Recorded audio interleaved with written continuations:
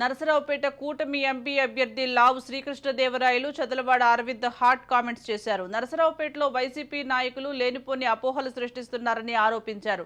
వైసీపీకి అనుకూలంగా ఓటు వేసే విధంగా ఓటర్లను భయభ్రాంతులకు గురిచేస్తున్నారని మండిపడ్డారు. ఉద్యోగులు ప్రశాంతంగా ఓటు హక్కును వినియోగించుకోవాలని సూచించారు.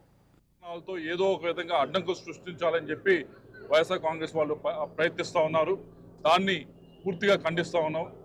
ఈరోజు ఏదైతే చెప్తా ఉన్నారో ప్రెస్ ముందుకు వచ్చి ఒక రిటైర్డ్ ఎంప్లాయీని ఆర్మీ ఆఫీసర్ వచ్చి ఓటేసుకుంటా ఉంటే అడ్డగించారు, ఓటేసి బయటికి వెళ్ళిన తర్వాత తీసుకువెళ్ళారని చెప్తా ఉన్నారు. ఇది వినడానికి కూడా విడ్డూరంగా ఉంది. రిటైర్డ్ ఎంప్లాయీకి పోస్టల్ బ్యాలెట్, మరి ఎంప్లాయీస్ అందరూ కూడా పోస్టల్ బ్యాలెట్ జరుగుతుంది. ఎస్ఎస్ఎన్ కాలేజీలో నిన్న పోస్టల్ బ్యాలెటింగ్ చాలా చక్కగా జరిగింది, ప్రశాంతంగా జరిగింది. మరి ఎక్కువ ఓట్లు టీడీపీ పడినని వాళ్ళు వైసీపీ వాళ్ళు అనుమానం వ్యక్తం చేస్తూ ఉన్నారు.